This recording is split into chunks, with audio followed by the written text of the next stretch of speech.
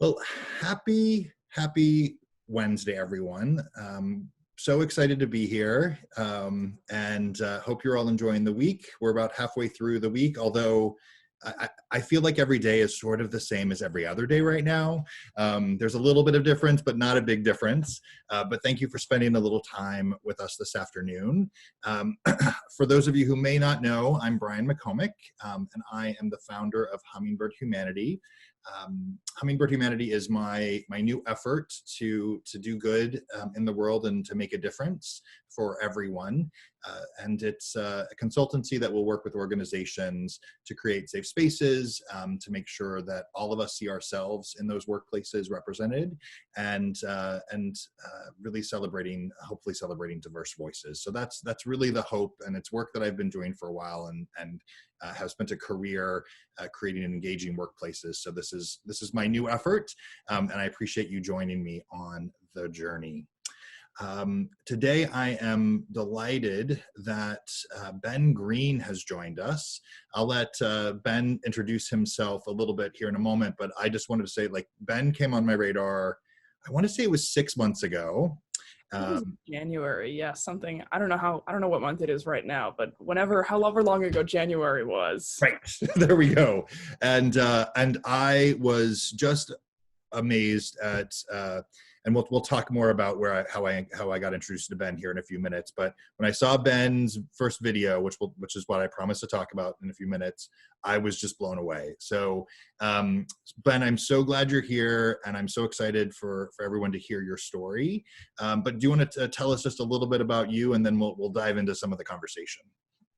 Yeah, so hi everyone. My name is Ben Greene. I use he, him, his pronouns, and I am a transgender advocate. I'm an openly transgender man. I have been transitioning from female to male for, I think, now almost 5 years, which is very exciting. I'm so excited to be here. So honored that Brian brought me in to participate in this. Some people say that their reputation precedes them. I only need to say that Brian precedes me.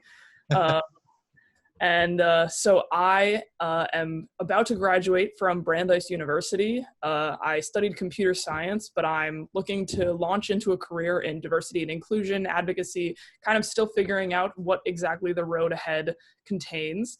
But I've spent a number of years doing public speaking, running trainings at different companies, and just kind of doing my part to maximize my good, as I like to say. I love that phrase, maximize my good. Where Angela's going to capture that in chat. I see the face. And I should, no, by all means, it's okay. Somebody commented on your shirt, and that's what got me excited. I'm sorry, Brian. So we were more excited about your shirt. So well, let's talk about the shirt for a second, and then we'll go back to the conversation. So tell us about your shirt, Ben. Oh, I love this shirt. It's one of my favorites. Kind of colorful button downs have been my thing for as long as I can remember. Since I came out, I was like, oh, I'll wear colorful button downs. And this is one of my favorite ones. I bought it from the little boys section in Marshall's. And as I buy most of my clothes, because they're more fashionable and less expensive, and they fit me just the same. And I wore it because it has the bird for Hummingbird Humanity. So I figured it was very apt. I love it. Well, thank you for being on brand, Ben. That's very important. And then I realized I forgot to introduce my dear friend, Angelo.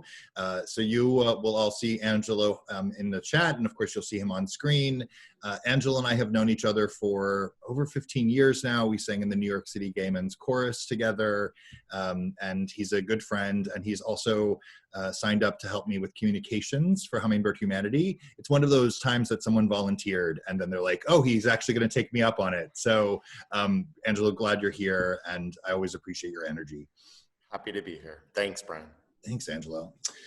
So Ben, I'm thinking back to one of our recent conversations, and you called me a couple months ago and said, hey, Brian, I want to talk to you about my education and career path, and would love your words of wisdom. And you, if I remember correctly, you were planning to do a master's program immediately after your undergrad program, and you've started to do some speaking, and you want to do inclusion, and you're like, which path do I take?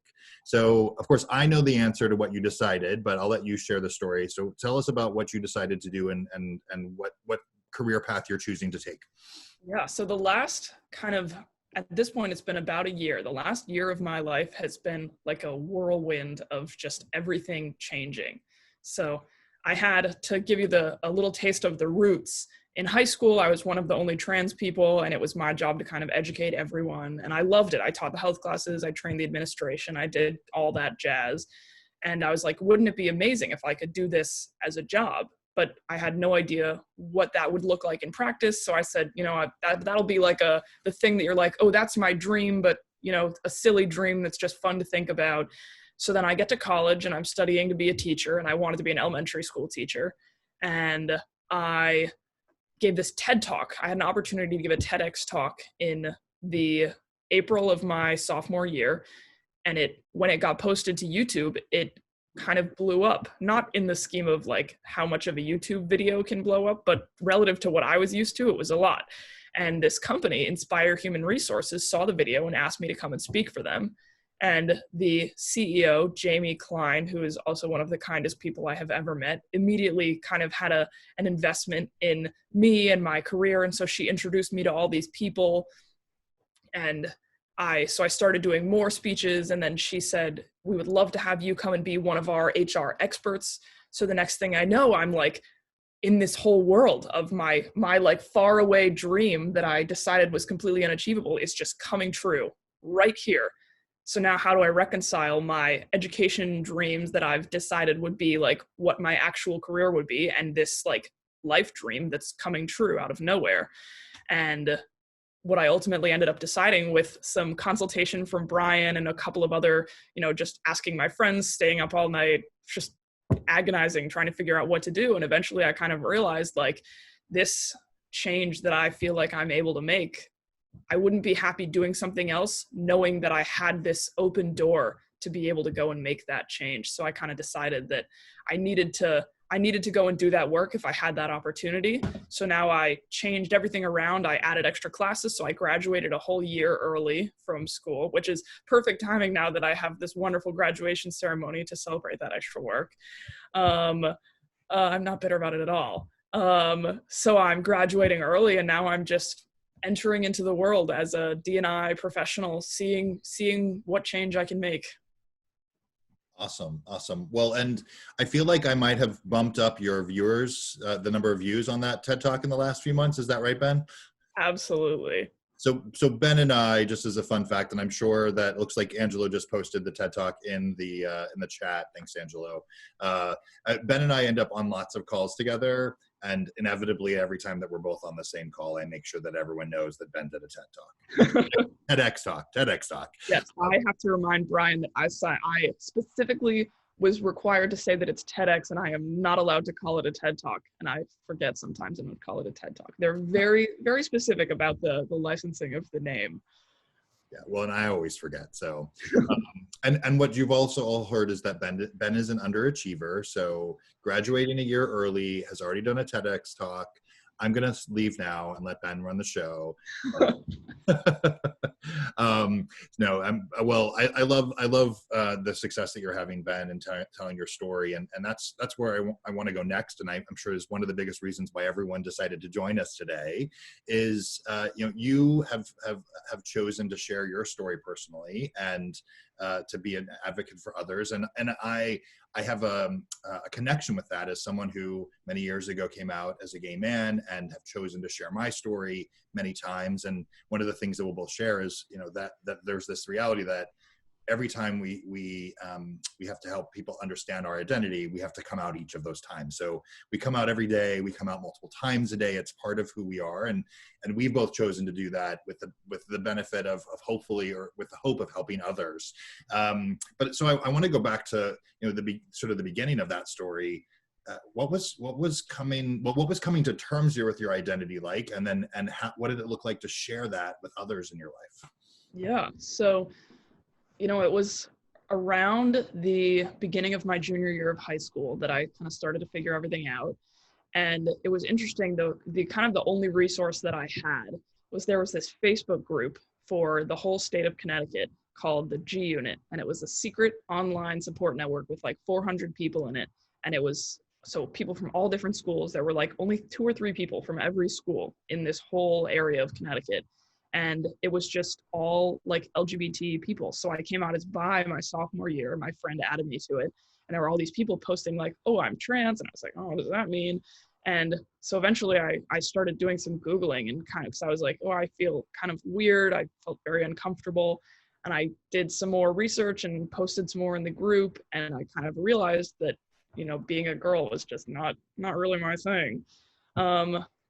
And it was very scary, because the thing was, and it's something that I've since realized a lot, is that no one around me was blatantly anti-trans, anti-LGBT. I'm from a very liberal area in Connecticut, but there was no one saying any pro-trans anything. So I had no evidence to tell me either way, and all of the stories I were hearing would lead me to believe it was going to be a negative reaction. So I spent so long in the closet not wanting to tell people and really feeling just terrible and super anxious and super sad, and because I just had no reason to know that it was going to be positive when I came out. So then I finally came out at the end of a health presentation, because we were supposed to give a presentation on just any topic we wanted, and I was doing a presentation about gender identity, and I had my intro slide in the beginning that had my birth name on it, and I had my last slide, which was the intro slide again with my with Ben on it, and I was, you know, my plan was that I was going to get to the end and I was going to say, and the reason this matters is because I'm trans, and I deleted and re-added that slide like 500 times the day of the presentation, and then I gave it and I came out with that, and it spread around because it's a small Connecticut town and every piece of gossip spreads around like wildfire.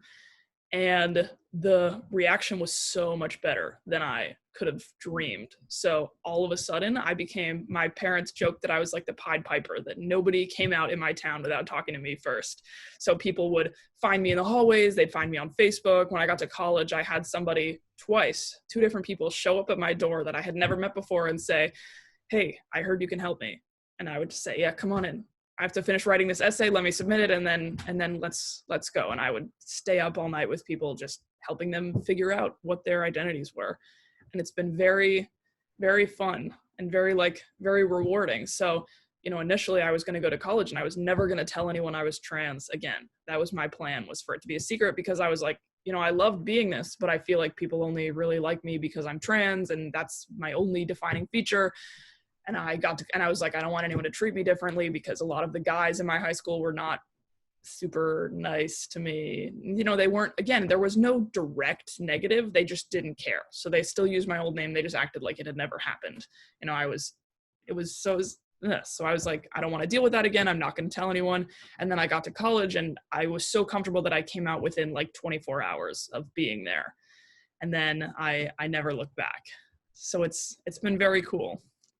Wow, that's awesome. Well, thank you for sharing that.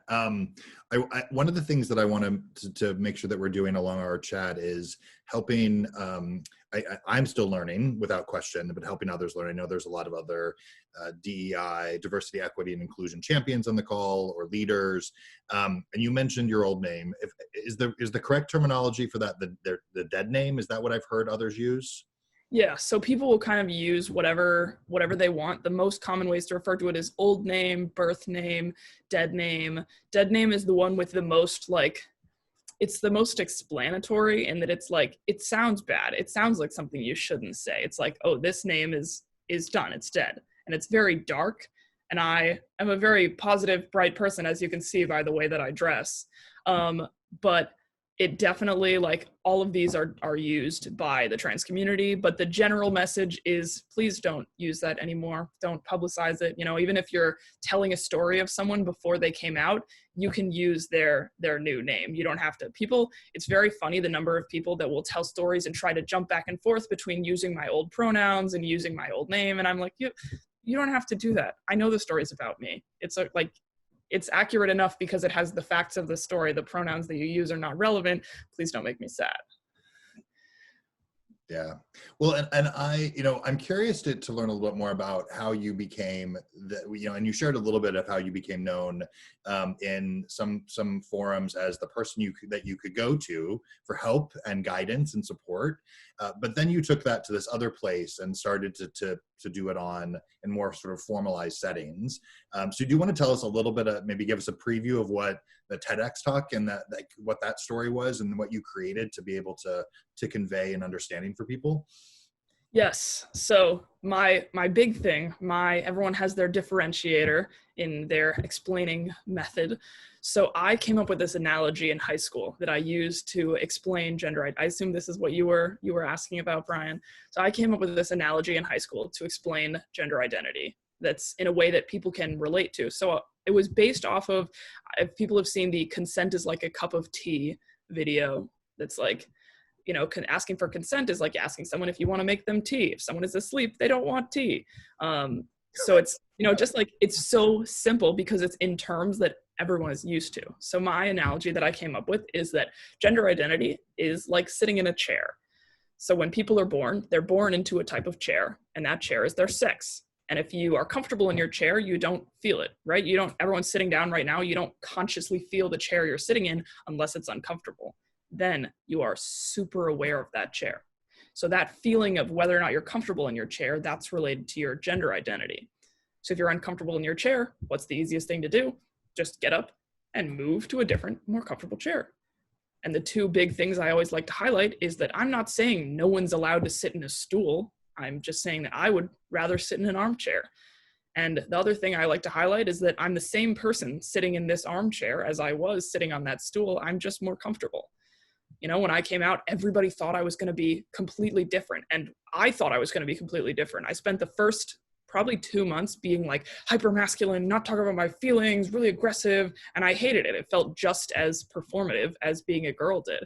And then I realized, like, I can be a guy and the same way that I was before I identified as male and just be a guy. And that is a great kind of guy to be. So I'm the same person. Everything about me is the same. I'm just changing the outside so that I feel more comfortable, changing my chair.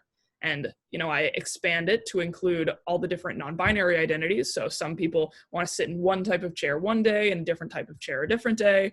Some people want to sit in a chair that's a hybrid of a couple of different chairs or make a new chair.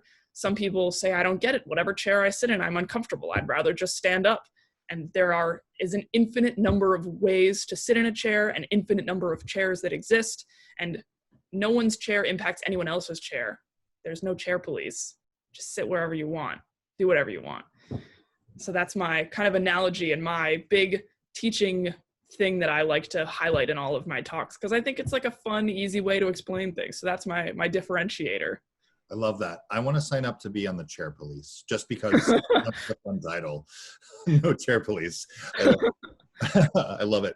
Angelo, could you do me a favor?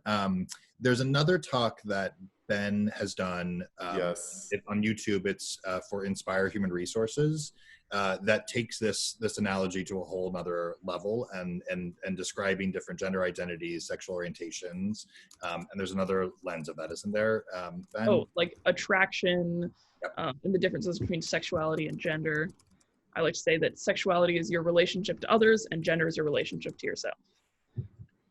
I will post it. Ben, that's on your website, isn't it? I think. Yes, I have all of the videos of speeches that I've done highlighted on my site as well. Great. I will share your website and the video that Brian just spoke about. Great. Thank you. Awesome. Yeah, and we may go into some of those topics as we proceed, but I didn't want to forget about it because I think, you know, the two different videos that I've watched have different overlapping but different versions of the story and how the story is conveyed and the different elements. So and I found them super helpful, and I share particularly the Inspire Human Resources video a lot because those are the questions I get as well when people are trying to understand sexual orientation and gender identity and how this all comes together. Ben, you know, one thing before I forget about it, I want to talk about, you and I were both on a call yesterday, and there was, you know, it was shared.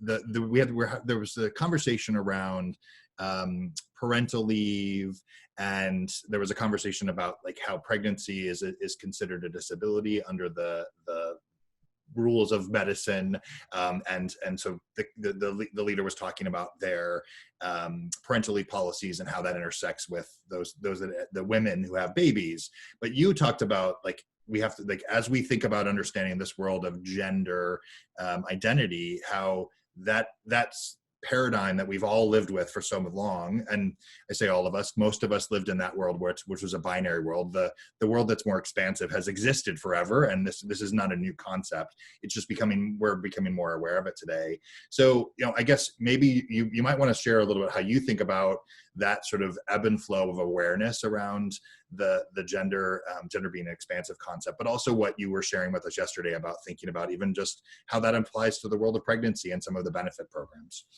Yeah, so one of the things that I had just added into the chat while we were on that call was, that we should remember that it's not only women who are giving birth anymore. People who identify as male, people who identify as non-binary, lots of different people can choose to become pregnant and give birth. Usually the two both happen. So, it's language is shifting. And one of the big things that I kind of just like to focus on is just saying people. There are very few instances, if none, that it really makes sense to have something be classified by gender, or to have the name of something be classified by gender. So to say, like, this is about women who give birth, is there a reason to say women instead of people? And a lot of people would say, well, I think birth is one of the areas where people are the most kind of confused by saying, like, oh, men can give birth as well. People are much more open to the more simple societal things like, oh, a man can wear a dress, a man can identify as female, or people can change their identity. So I think definitely the medical field is where I'm noticing a lot of the slowness to accept. But as we move, just acknowledging that our language can be more inclusive, and just focusing on using people instead of women, instead of men, instead of saying maternity leave for moms, like we talked about on the call, maternity leave for parents, because also that's a whole separate issue that everyone should have, parental leave to go and to spend time bonding with their children and taking care of their children. And what I loved about that, when in that moment of, someone who has committed their career and for many years of my life, both personally and professionally, to being an advocate for others and to understanding the experiences of others and how I can be of support and how I can drive change. There's always something more to learn. And as much as I have been a champion for sharing for those that live outside of the gender binary or for the transgender community, and trying to understand those lived experiences, sometimes you don't connect all the dots. And I had not in my mind connected the dots of those experiences and what I'd learned with how benefits play out, and the language we use to convey that. And I think, it's an ongoing learning for all of us. Yeah, there's too much information, I think, for everyone to be an expert on everything. The best we do is that everyone kind of gets to be an expert in their couple of things that they're passionate about, and then we connect with the other experts and we learn from each other. So if we're both experts in things relating to LGBT identities, we're on a call and we make sure that we're including the voices of the other experts so that we don't miss anything. So rather than everyone having to know all of the knowledge, we kind of share with each other and build off of what each other are passionate about. So it's all learning, and the pressure is not on us to learn everything. It's just to make sure that we have the voices of other pieces of information in the space with us. Yeah. Oh, absolutely. Absolutely. Well, and it reminds me of a learning I had about a year ago now, when I was working with the Pride group at Tapestry, which was a group of individuals that were either transgendered, non-binary, or people of color. And if you had asked me a few months before that, do I feel like I have a good sense of what the challenges are for the LGBTQ plus community, I would have probably confidently said yes. And well-intentioned, of course. And that group of individuals who all have different experiences than I have in their lives, as they expanded my perspective. And really their big ask was, as you know, we're grateful to see that there's progress being made. That progress has really benefited, and from their perspective, and I don't disagree with this perspective, or maybe I should say I agree with this perspective. Their perspective is that it has benefited the gay white men in the world, and we now need to bring the rest of the community along with that acceptance. So it just reminds me of, like, that was an aha moment for me. And they said, can we just make sure that our Pride events are about the rest of the community? Like, of course, let's do that. It was an easy answer, but it was so important to that group. I want to go back to something you shared earlier that when you started to come to terms with your own identity, you were Googling and trying to find information. I'm curious, was it easy to find information? Was it hard? Was it like, and you've now dedicated yourself to being someone who is helping others understand this, but you also had to learn it. I'm curious what journey you went on finding information and gathering information and understanding stories, and what that's meant for you as on your own personal journey. Yeah, absolutely. So it was a lot of, first I went to see if there were any TV shows with trans characters. Short answer, no. Long answer, no. The couple of little, I think at the time I came out, there were 2 trans characters in TV, and both of them were the same archetype of like kicked out of parents' house. These are the steps of my transition I've gone through. Like, they were in the same place in their transition and had the same experiences, because that was the trans story, was that you come out and then you get kicked out. So obviously that's not the majority, but that was the only story that was being told. So I was terrified. And that was not by a long shot what ended up happening, but that was what I was hearing.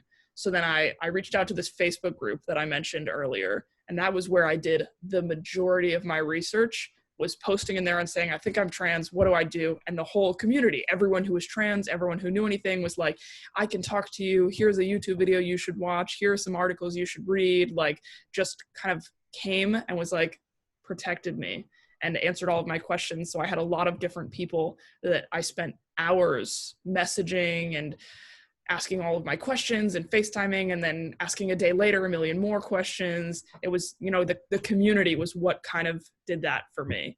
And then one of the biggest, a story that I'm going to segue into, because it's one of the most like impactful things that I think has ever happened to me, was the summer before my sophomore year of college. I went to go see a show in New York City that had a trans character in it, played by a trans man. And it was called Log Cabin by Playwrights Horizons. And it was an amazing show. And I was so excited to talk to the trans actor afterwards. I was going to get him to sign my playbill. And he came out, and it's in like this whole lobby of the place. So I'm standing on one end, he comes out the door on the other, and our eyes connect, and he comes right over.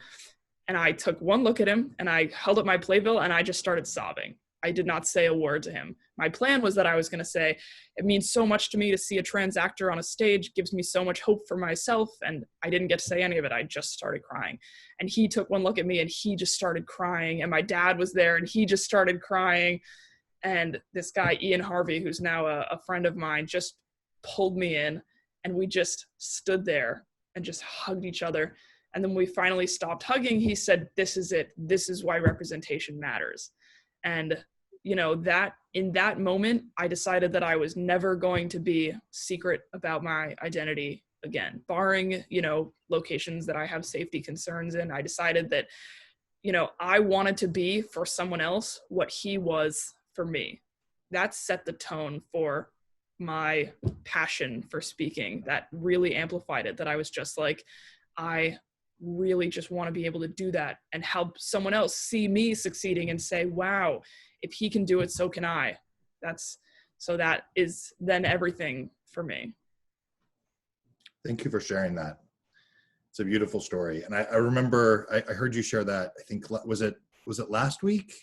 I think it was last week. Yes. Ben and I spend a lot of time together these days, so it all starts to blur together. It's such an amazing story, and of course, and many of you on the call today may know this as well. As I'm a huge champion for representation, and you've given a great example of one of the hopes that I have in that work of championing for representation is moving beyond the way that we've talked about it for so many years of representation in an employee population, which is absolutely important, not only just in the population as a whole, but in management and in leadership and on boards of directors. So it's so important that diverse voices are part of all of those conversations, and that people can see themselves having opportunities for their career. That also needs to translate in how we think about benefits programs, like we were talking about a few minutes ago, how we're thinking about our advertising and our marketing and the communications and the language we put out in our communications externally. what images appear on our social media and our websites. There's so many aspects to a company environment that where representation can really come to life. And I think, what I love though is the stories like yours that is the heart behind why that's so important, because it makes a difference in someone's life. So I'm going to go to another question for Ben, but actually before I ask a question, I'm curious, Angela, do we have any questions in the chat? No, we don't right now. So I'm going to encourage folks to do that. So please, if you have some questions, feel free. I think that I'm not as scary as I look. No, the shirt's so welcoming, but this story was so beautiful. I mean, I needed a little bit of teary-eyed moment. So thank you for giving that to us. Yeah. I am always happy to share. I'm open about anything because this is it. This is why representation matters. Yeah, absolutely. Absolutely. So, as Angelo mentioned, feel free to ask questions in the chat. I'll come back to Angelo in a moment. And also, just as a side note, like one of the things that I've loved about these experiences and chats is, share thoughts and ideas with each other in the chat as you wish. Share your contact information, connect with each other. I think right now this is such a great time for community. And we're also here to learn from Ben. So feel free to ask questions. Ben and I are both here because we want to help those of you on the call with, hear stories and learn, or whatever we can do to meet your needs. So Ben, I've started to call you a teacher. I'm not sure if that's the word you're going to use as you brand yourself, and you may be still figuring out your branding, but I know that you're working on a project that is going to help others learn. I'm going to let you just tell what the project is. Yes, I actually have two projects, one of which it's popping into my head because you didn't tell me this in advance, Ben. No, I'm just kidding. You know the second project. You were there. Okay, good. So I just started a new program called Out to Lunch with Ben, which I think is a very funny pun, and I did not come up with it myself. And pretty much it's free on my website, and it's sign up for a time to ask any questions you want, ask for any support. I do a lot of, one of the things I found when I came out was not only kids asking me questions about their own identity, but parents coming to me to say, I think my kid is trans, or my kid is trans. How can I support them? So a lot of people just have a lot of questions for me. So if anyone wants to ask me any questions or wants to chat about their own identity or anything else, any other questions, there is a little calendar sign up on my website in the Meet Ben page. So I am looking to make new connections there, anywhere. My email's there. Please reach out. And Out to Lunch, just for clarity, is a virtual Out to Lunch. Yes, not like in Zoom, right? Yes. Which is important. I think there's two parts to that, right? One is you can go out to lunch with Ben no matter where you are, and you can share your lunch on Zoom and have a chat with Ben. And also, just in our current times with social distancing, it's safe that way. Not that Ben isn't safe. I think he's a safe person, but it's just good to know that you can still have a chance to have a one-on-one conversation with Ben. I see Ben's reading questions as well. Are you reading the same one that wait, you're taking Angelo's job, Ben. That's okay. So let's talk about the second project, and then we'll go to some of those questions. Yes, I'm going to close the chat window because it is just distracting me, and I keep seeing the little notification pop up, and I just have to stop looking at it. So the second project, which is a much bigger undertaking, is that I am writing a book, which is crazy, and I've been working in a group with Brian and with a publishing company called Publish Your Purpose Press that's running like an academy that's helping us all on our book journeys. And I am writing a book called, the working title is My Blank is Trans, Now What? And it goes through a ton of different relationships people might have with trans people, my student, my child, my partner, my patient, all the different areas where it's really someone could make a big difference in someone else's life, and just kind of telling people what they can do to be more supportive. So it's like an Ally 101 for people who are starting from square one or lower or higher if you want, but it's just kind of a how-to guide for how to become a good ally to trans people. So I'm super excited about that project, and hopefully we'll have more information about that soon. Yeah, awesome. Well, and as Ben mentioned, and I think I shared this last week, if I remember correctly, is that I did because Lydia was on with us last week, and I'm writing a book as well on humanity in the workplace, so it's great to share that journey with Ben because our stories are, while very different in what the content will be, I think the purpose is the same, as helping to make the world a better place, so it's great to have someone else in that group that's like-minded. But we have some really cool colleagues in that group as well who are writing there's I think 2 that are writing memoirs, and then one that's writing around, I think it's financial services management, if I have it correctly. I'm trying to keep up. Yes. I do my best to understand. Yes, well, I barely understand my own book, so trying to keep up with everyone else's. So, and actually on the book front, one of the things that I'll be doing with my community soon, and I'm sure that you'll be doing the same, and happy to join forces on this, is asking some questions around our community of like questions they have or things that we could talk about, because we're writing books to meet the needs of others. Absolutely. So Angelo. Well, you both read that one question, and I'm going to go ahead and ask the one from Denise. And Denise asks, are there specific HR companies that you know of that know how to work with the LGBT community to find career opportunities? So basically, are there ones, I'm assuming there's lots of them that do that, but are there ones in specific that you can think of that you would just want to share a little bit about? I think the biggest thing for me that I know about is there are a lot of I think the question, if I'm interpreting it correctly, is companies that help LGBT people in finding jobs. So there are huge LGBT job fairs where companies who have either pride resource groups or just are known for being supportive or have LGBT focused purposes come together and have these huge career fairs in, I think there was one that was supposed to be in New York a couple of weeks ago that I was supposed to go to that got canceled. But they happen all over, and I think some of them are figuring out how to happen virtually. So I would definitely look into those groups and those opportunities but I don't know about any other companies that specifically do it. It's a great question.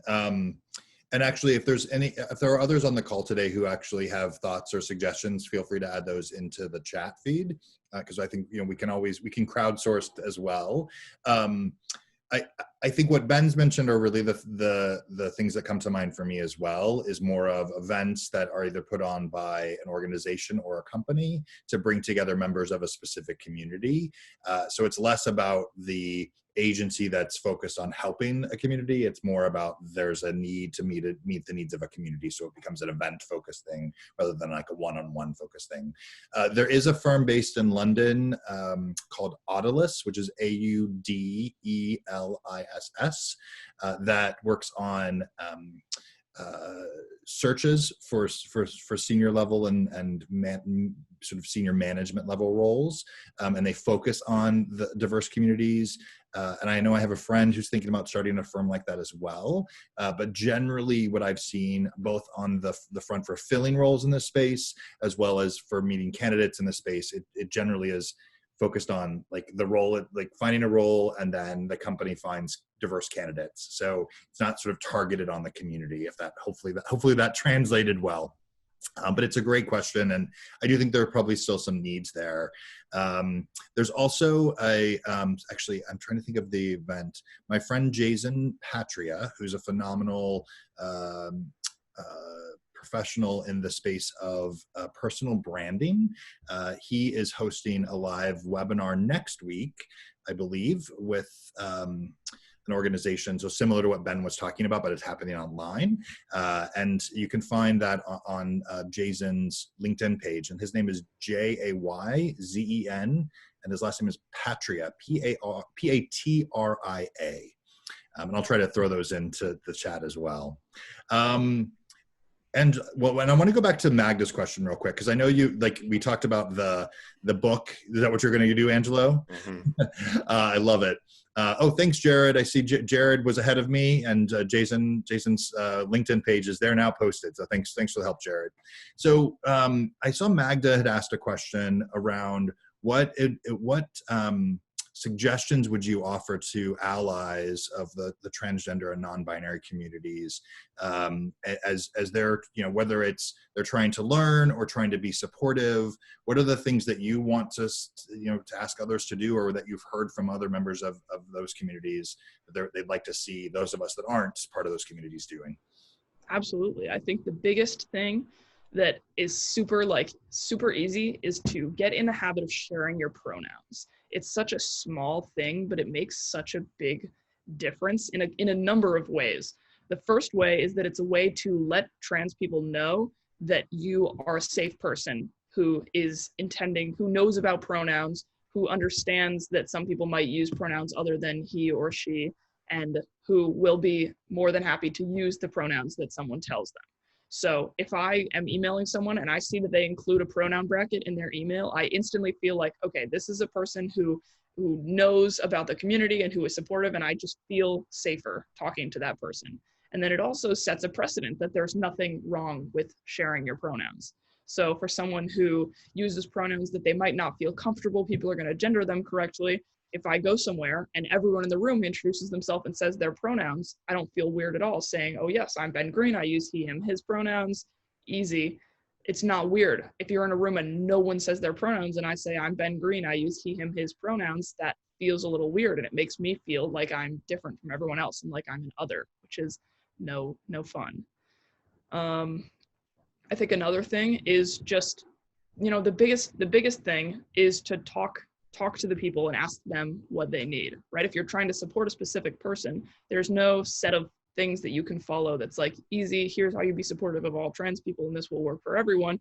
Check in with the person and see what they need. So for me, the biggest thing I needed was someone to correct people for me on my name and my pronouns being used incorrectly, because it really stresses me out. It makes me very nervous. So I had a friend in high school who would correct everyone for me. And she asked me, she said, do you want me to do this? And I said, absolutely. And other people would not want that at all. Someone might say, don't correct people. It's probably safer to just leave it. So talk to your friends and talk to the trans people that you work with or that you're related to, or that, whoever, and see what they need from you. And then otherwise, what you're doing now is great. You're learning, you're seeking out opportunities to open your mind to new concepts. So now after this, if you still have more questions, you can watch some of the videos I've posted or go find a book by a trans author, or now there are at least 3 trans characters on TV. So just go keep finding ways to answer questions and see trans people represented so you can keep learning. Absolutely. Thanks, Ben. Well, and I know that there's actually at least one show I know of, and I can think of 2 that, now that I think about it, that have trans characters also performed by trans actors. So Pose is a show that's fully committed to that. And then Transparent had a mix of that, but is certainly has trans characters and has some of those characters that are played by trans individuals as well. Yeah, Pose, that one, Transparent, Tales of the City, Fosters, Billions. There are a lot now. Now it's finally starting to pick up that representation. So there are more and more shows that I'm finding that are having that representation. I love it. I love it.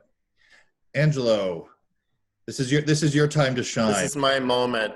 There's a couple of good questions. Angelo, there's another Angelo out there. Angelo asks, how do you see the evolution of trans awareness in 5 years? What do you see it looking like in 5 years? The future, if you had a crystal ball. That's a great question. There is how I see it versus how I dream it. I think are probably a little bit different. There's, for people who aren't aware, there's a big Supreme Court ruling that is set to drop any day now. And GLAAD actually has a mailing list you can sign up for where they will immediately notify you when the ruling comes out with everything that it needs for you, and then spaces to decompress whatever the results may be. So if people are looking for more information about that, there's a fast source. But basically what they are deciding right now is if Title VII, which is a non-discrimination set of laws, will extend to sexual orientation and gender identity. So if they decide no, 5 years is going to look a little different than if they decide yes.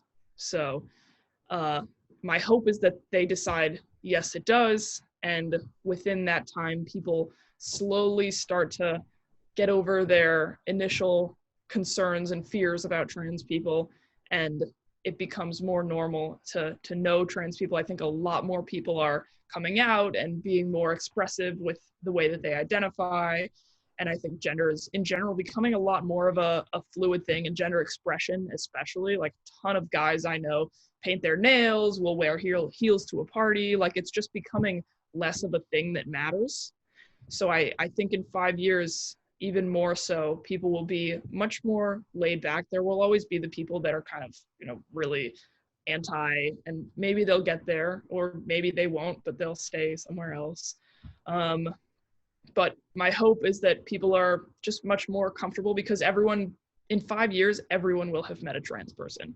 I think at this point, everyone has probably met a trans person. And the thing I like to say is, if you have never met a trans person, there's a chance that you've met a trans person and they didn't feel comfortable enough to tell you they were trans. So statistically speaking, you have probably met a trans person, and you have probably shared a bathroom with a trans person, and nothing has happened. Yeah, that's a good reminder, Ben. We're all okay. Yes. Well, and one of the things that sparks for me as I'm hearing you talk is, I'm fortunate to live in New York City, and I know many of the members of the on the call here, and I know you live in a liberal town, and you're close to Manhattan. You spend live in Boston, or have been living in Boston, places that are fairly open-minded, welcoming, and safe places. But there's places across our country, and certainly places around the world, where that's not true still today, and we have a lot of work to do. And I think that's where the hope of the legislation will help to move that conversation forward. The work that companies are doing to demonstrate their commitment to diverse communities is important. The work that we get to do is important. And I sometimes I get overwhelmed by it, to say, like, am I making a difference? And I have to remind myself, as long as I'm making a difference in one person's life, then that's worthwhile. And I also know I have so many people like me and like you, and so many colleagues that do this work. And with the collection of all of us all over the world doing this work, we're going to drive change, but we do need all of us. Yeah, there's no feeling of like seeing other D&I professionals, and especially other trans D&I professionals. There's no feeling of like, that's my competition. There's only ever, oh, good, another person who's on our team, who's working towards that same goal. When I first was debating whether or not to go into this field, one of the things that my parents and I talked a lot about was, is this a field that's going to last? Is the desire and the need for professionals helping with trans inclusion, is that going to be a long-term desire? In 30 years, is that field going to disappear? And I said, if that field disappears, I will be so proud to have been a part of the reason that it disappeared, right? The goal is to destroy the field.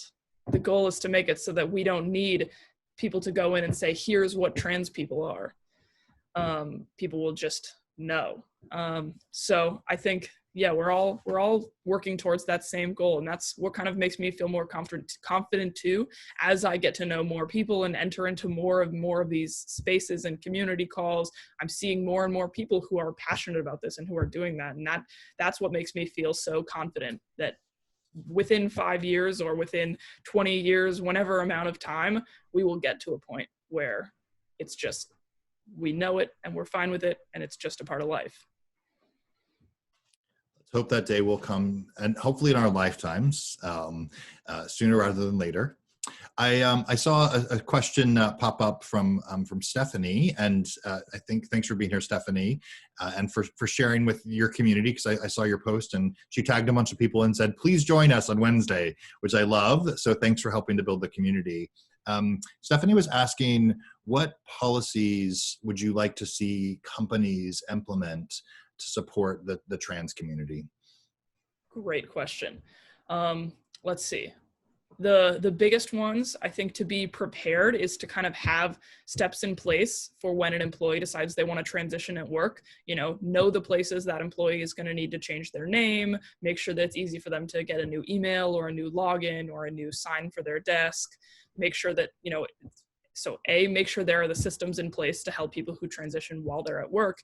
And more generally, making sure that there's gender neutral bathrooms or safe spaces for trans and non-binary people to use the restroom, and making sure that your other policies aren't gender specific. So maternity leave, like we talked about earlier on the call, is parental leave, because, it's not only women who are giving birth, and it's not only men and women anymore who are becoming parents. Non-binary people are parents as well. So just making sure that our language is inclusive and extends to people, and especially depending on what this law, what the Supreme Court case comes out to be, having those non-discrimination policies, I think, makes a big difference. So right now, I know there are a lot of states that have them individually. And when I have been looking at jobs and looking for places, I look to see if, in addition, these companies have their own non-discrimination policies and inclusivity statements, to make sure that if this Supreme Court, passes as a no, that the company is still going to be protecting me. So that's having your own protections in place for non-discrimination, making sure that there are people who can answer questions, or just having some collection of resources people can go to if they have questions, rather than saying that if someone's going to come out, the entire company is going to email them their questions while they're trying to be an accountant and don't want to answer a million questions. Making sure just that you have all the support mechanisms in place. And one other that I would add, so I would second everything that Ben just shared. The one other I would add, which I've had some conversations about, is more often than not, unfortunately, trans individuals are part of a marginalized community, and resources they have available to them for their transition, the transition process, are limited. And so there's the benefits coverage for medically required aspects of that journey. Then there are elective surgeries that can be covered but are often not covered. And then there's a whole bucket of legal fees, name changing fees, things of that nature that they also have to find money for. And so there are companies, and there are very few of them, that will cover the aspects of transition in each of those three buckets. More companies than not are covering in that first bucket of the medically required, particularly those of us who those companies that are meeting the needs, the requirements of the Corporate Equality Index from HRC. But I'm a big advocate for, let's expand that coverage to include all aspects of that. And Ben, you may know more about this, but is there anything you would add to what I've just shared? Yes, absolutely. And someone had said, they would love to see a blog post or something about this. If you look on my website, the talk that I gave to Inspire Human Resources is kind of all of this information in a much more planned out and visual way. But so twofold on that note of medical accessibility. One is that, with elective surgeries, that's what they're formally called, but for a lot of trans people, the feelings of dysphoria that go along with feeling uncomfortable in your body can be really debilitating. So I, have had top surgery where I had my chest flattened, and I had that just about a year ago. And before I had that, there were so many things that I just wouldn't do, and I was so much more stressed all the time.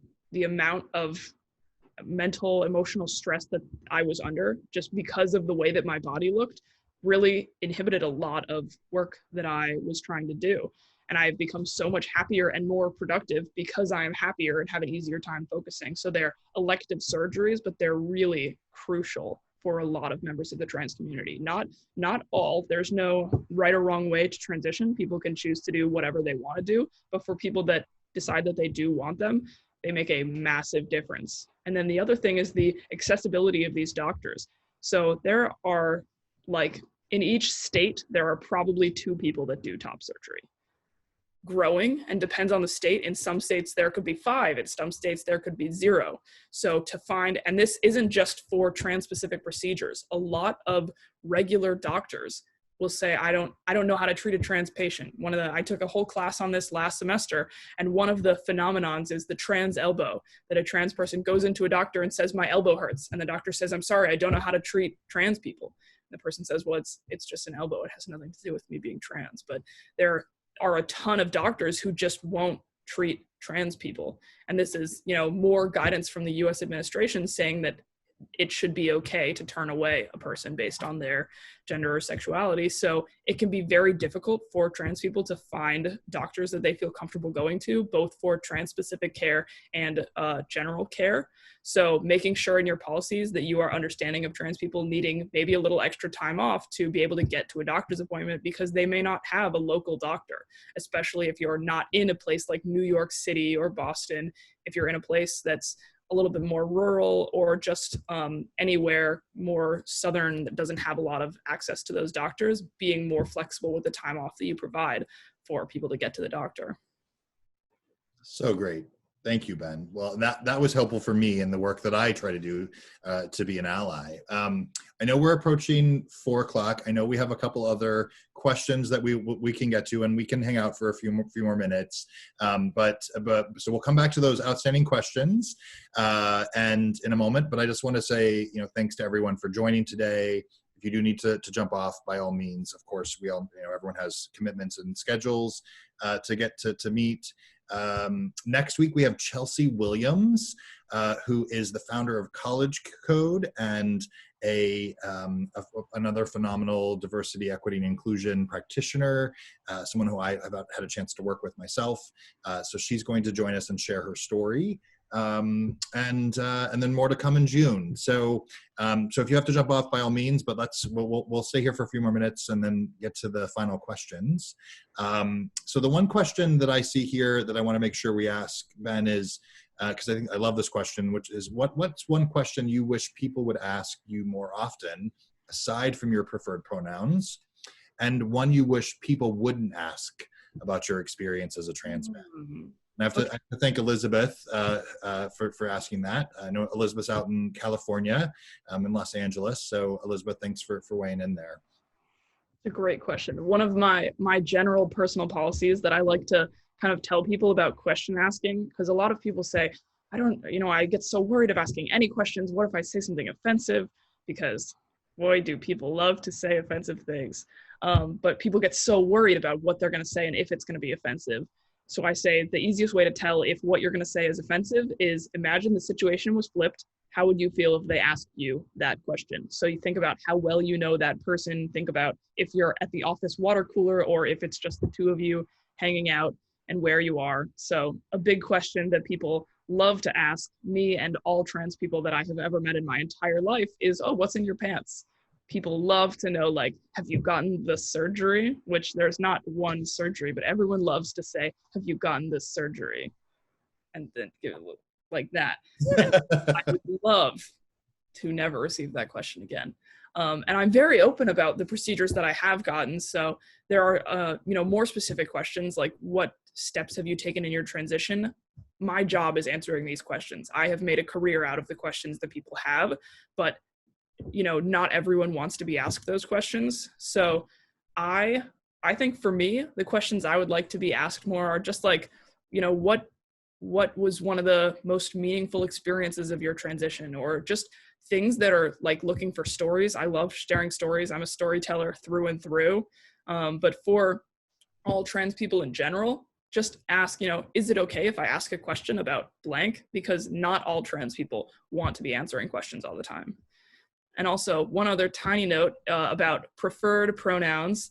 So there's generally a movement away from using the phrase preferred because it implies that they're a preference. And if you could use them, that would be great. But, rather than just saying, these are my pronouns, that says like, it's a fact that these are my pronouns that I use and they're not an option. Right? So the way a little analogy, because I love analogies that I like to use, is if you ordered a pizza to your house and they asked for your preferred address, there you would just feel a little bit uneasy, right? Like, is that 100% going to get to my house? Why is there a need to include the phrase preferred if you're just going to the address anyways? So just say, what are your pronouns? Is an easy shift in language that just makes a little bit of a difference. It's a great analogy. Yeah, and I love my pizza. So better come to my address. For those of you who are new, I want to make sure I introduce you to Bosco. This is my little guy here who keeps me smiling. He is also the Chief Happiness Officer for Hummingbird Humanity, and he likes to make appearances around this time because it's dinner time for Bosco. So he's reminding me to make sure that he gets his dinner. Angela, I think we might have one other question. There was one other question in the Q&A. What are some things that people can do every day to help advance? And step up. And I will just say quickly to anyone in the chat who needs, if anyone wants to contact me, ask any questions, get any support about their own identity, anyone else, you can reach out through my Instagram, my Facebook, my website, my LinkedIn, email, whatever, stalk me, do whatever you want. I would love to be your friend. Great. And I'm going to share those in the panel discussion too. Wonderful. Thank you. Well, and I froze for a minute, but I'm grateful for Angelo and Ben to keep the show going while I disappeared for the technology that's real life for all of us right now. So thanks everyone again for joining for week 3. Join us for next week for week 4 with Chelsea Williams.